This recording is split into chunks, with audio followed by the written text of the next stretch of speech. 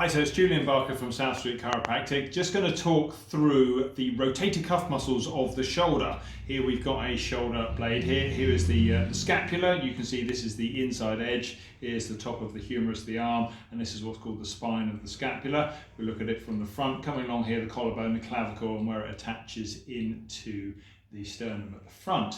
So there are 4 rotator cuff muscles. If we actually look at this end on, you can actually see the detail of the tendons where they come in here. So we've got the supraspinatus, which means supra on top of the spine. We've got infraspinatus, infra meaning below, the one that's below the spine. We've got subcapularis, the one that's underneath the shoulder blade, and this little chap in here is called teres minor. And all 4 of them play a very important role in stabilizing the shoulder and maintaining the fine position and detail of movement. From an injury point of view, the one that comes up absolutely the most is the supraspinatus, and it often at the point of injury is through, as the muscle goes through the acromion process there and then to the tendon there, and they can be very, very painful. About 70% of the time that one will be involved in shoulder injuries. Or will be the rotator cuff muscle that's involved, and there is specifically a test that we do in clinic called the open can test, and that will usually show it up immediately.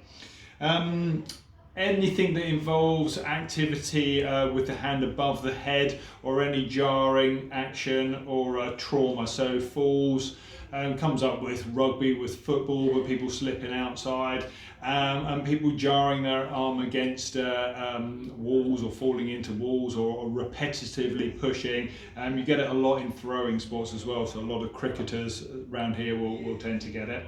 Infraspinatus, this one here, the one that I tend to find more than anything else this comes up with is the horse or the dog pulled my arm. So they pulled on the lead and this muscle gets a tear in it. Typically there's 3 locations, kind of 2 along the top, one about on the border of this tendon attachment, one in the belly of the muscle, and then one further down, and they'll be really quite sore.